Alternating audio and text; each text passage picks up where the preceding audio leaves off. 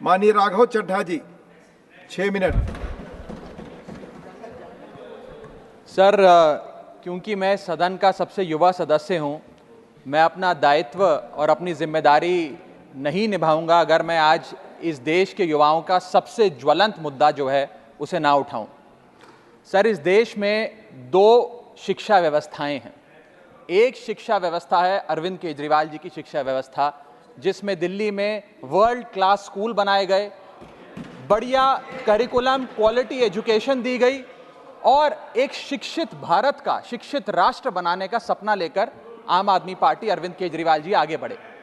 एक दूसरी शिक्षा व्यवस्था है सर, जिस शिक्षा व्यवस्था में परीक्षा शिक्षा माफिया जन्म लेता है, जिसके तहत आज लाखों बच्चों का भविष्य अंधकार की कागार पे खड़ा है। मैं बात कर रहा हूं नीट यूजी और यूजीसी नेट की, जिसमें कुल मिलाकर करीब 35 लाख बच्चों का एग्जामिनेशन हुआ। हमने देखा, देश भर में देखा कि कैसे उस एग्जामिनेशन को पेपर लीक हुए, क्या उसमें माफियाओं का राज रहा और कैसे इन 35 लाख बच्चों का भविष्य आज अंधकार की कागार पे खड़ा हुआ है। वो 35 लाख बच्चे आज इस संसद टीवी को देख रहे हैं इस उम्मीद से कि शायद उनके अधिकारों की, उनके हकों की बात होगी।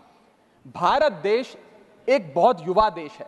भारत की 65% आबादी 35 साल से कम आयु की है। मैं आपको बताना चाहूंगा कि इस दुनिया के सबसे युवा देशों में भारत आता है, जहां जापान की पॉपुलेशन की औसत उम्र 50 साल है, इटली की 48 साल है, जर्मनी की 46 साल है, यूनाइटेड किंगडम की 40 साल है, चीन की 40 साल है।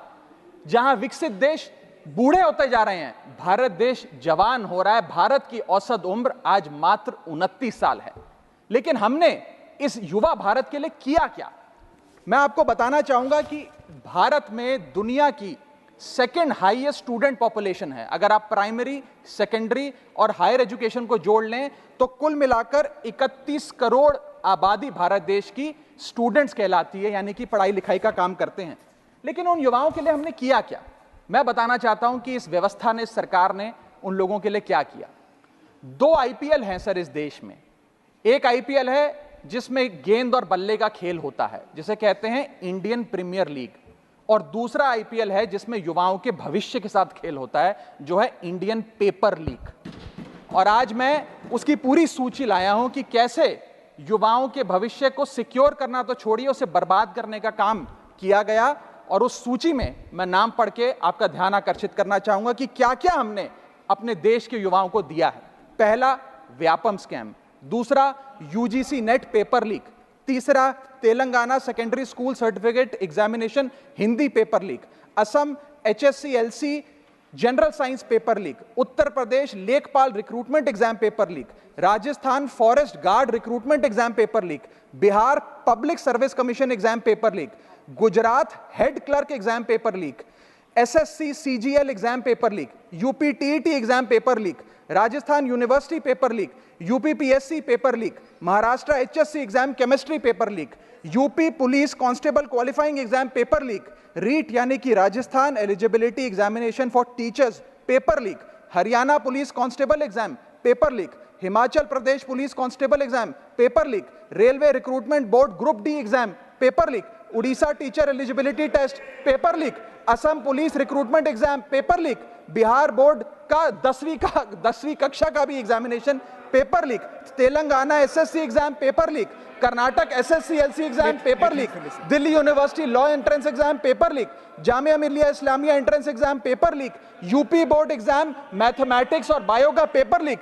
Rajasthan teacher recruitment exam paper leak. और इस साल का नीट का 2024 का पेपर लीक। माननीय राघव चड्ढा जी, ये ऑथेंटिकेट करके आप यहाँ मैं दूंगा सर, सारी रिपोर्ट दूंगा। थैंक यू सर, आज हम अपने देश के युवाओं को एक अच्छी शिक्षा व्यवस्था नहीं दे पाए, नौकरियां नहीं दे पाए, बेरोजगारी चरम पर है, ऑर्गेनाइज सेक्टर की बेरोजगारी चरम पर है और अनऑर्गेनाइज सेक्टर की तो आंकड़ों की क्या बात करी जाए। सर मैं इन स्टूडेंट्स की पीड़ा इसलिए भी समझता हूं क्योंकि मैं खुद स्टूडेंट रहा हूं।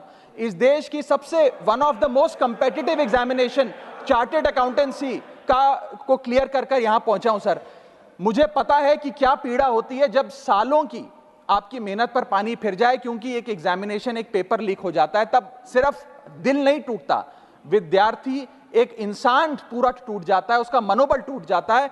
आज उस मनोबल को हमें सबको मिलकर एड्रेस करने की आवश्यकता है। और आज मैं उन युवाओं की ओर से नीट से संबंधित उन 35 लाख स्टूडेंट्स की ओर से सरकार से 5 सवाल पूछना चाहूंगा। और वो पूछने से पहले ये बताना चाहूंगा कि एनटीए, जो जिसे नेशनल टेस्टिंग एजेंसी का नाम देके जिसका गठन किया गया था कि वो युवाओं के भविष्य के लिए कुछ कारगर कदम उठाएगी, एक ट्रांसपेरेंसी से एग्जामिनेशन कराएगी, उस एनटीए का फुल फॉर्म आज नो ट्रस्ट एनीमोर हो गया है।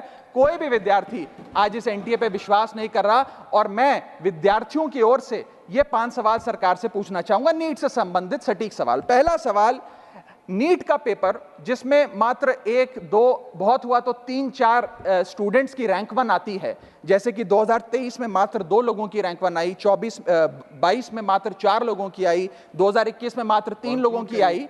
जब इतने कम स्टूडेंट्स की रैंक 1 आती है, तो इस साल 2024 के नीट के पेपर में कैसे 67 बच्चों की रैंक 1 आ गई, जबकि फैकल्टी और टीचर्स ये मानते हैं कि बहुत मुश्किल पेपर था। सर मेरी पार्टी का समय बचा हुआ है सर, प्लीज मेरे को 2-3 मिनट दे दीजिए। नहीं सर, 4 मिनट 5 मिनट भी नहीं हुए सर, वक्त दे दीजिए please. Conclude with in sir 1 minute conclude, otherwise I will move.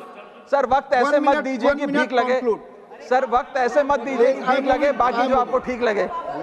Sir मेरा दूसरा सवाल, कैसे मैथमेटिकली इम्पॉसिबल नंबर स्टूडेंट्स के आते हैं?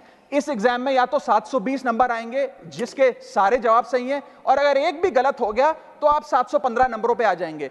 इस 715 और 720 के बीच में किसी के नंबर नहीं आ सकते। लेकिन इस बार ग्रेस मार्क्स देकर 717, 718, 719। और आखिरी सवाल, मेरा आखिरी सवाल, मैं समाप्त कर रहा हूं सर। इस बार जो इस नीट एग्जाम के नतीजे 14 जून को आने थे, उसको 10 दिन पहले कर दिया गया। हम देखते हैं कि नतीजों में देरी अक्सर होती है, लेकिन 10 दिन पहले चुनावों के शोर के नतीजों के शोर में 4 जून को नीट एग्जाम के नतीजे लाए गए। क्या मकसद था?